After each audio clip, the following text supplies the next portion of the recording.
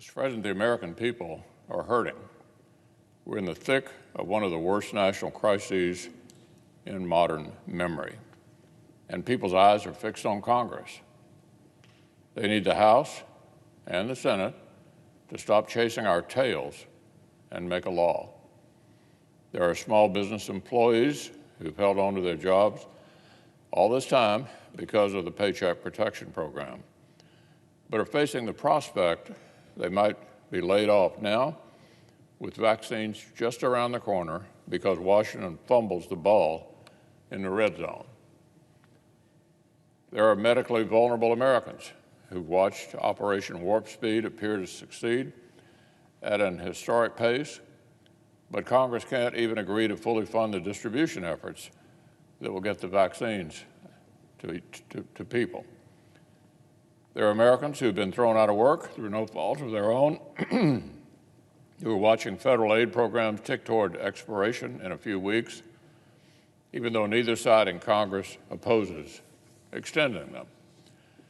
Senate Republicans have made one offer after another to try and make law on all the significant areas where nobody even disagrees.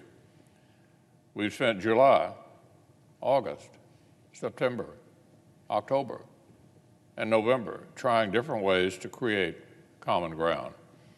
But the Speaker of the House and the Senate Democratic leader have been just as consistent. At every turn, they've delayed, deflected, moved the goalpost, and made the huge number of places where Congress agrees into a hostage for the few places where we do not agree. Back in the summertime, I pointed out the obvious. I said leading Democrats simply want any more help to reach American families. They just didn't want any more help to reach American families before the election occurred. The other side claimed great offense. How insulting to even suggest that such cynicism might be at play. And now they're admitting it out loud. Yesterday on CNN, the Democratic whip was asked point blank why the Speaker and the Democratic leader were so unwilling to play ball back in the autumn. The number 2 Democrat responded, quote, "Well, there was some exuberance involved because an election was coming." Well, he gets points for candor because an election was coming. A few days ago, Speaker Pelosi told reporters why she reversed months of statements and suddenly began discussing comparatively more reasonable sums of money. Her answer was simple. She thinks the presidential election went the way she wanted.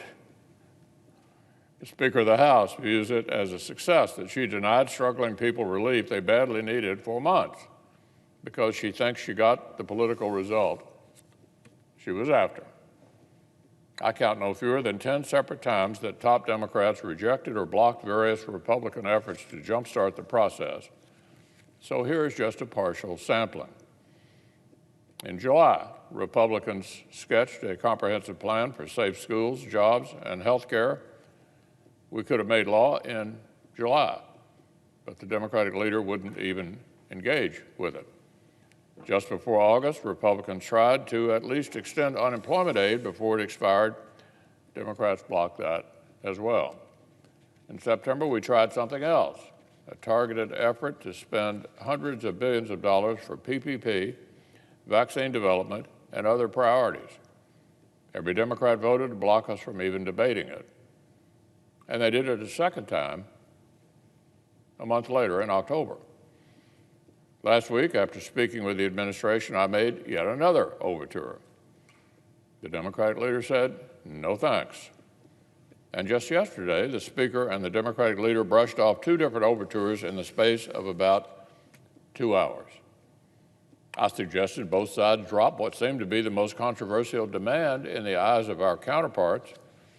Democrats continue to oppose common sense legal protections that university presidents have been begging for, and Republicans see no need to send huge sums of money to state and local governments whose tax revenues have actually gone up.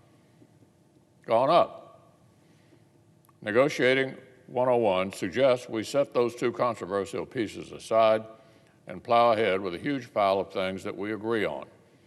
But that would require both sides to truly want to get an outcome.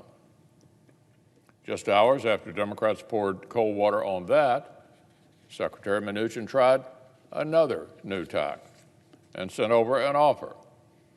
And in a bizarre and schizophrenic press release, the Speaker and the leader said the administration was obstructing negotiations by negotiating 2 more brush-offs in about 2 hours. More deflection, more delay, and more suffering for innocent Americans.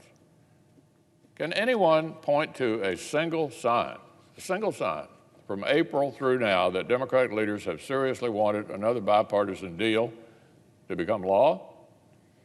Can anybody name one way? Just one.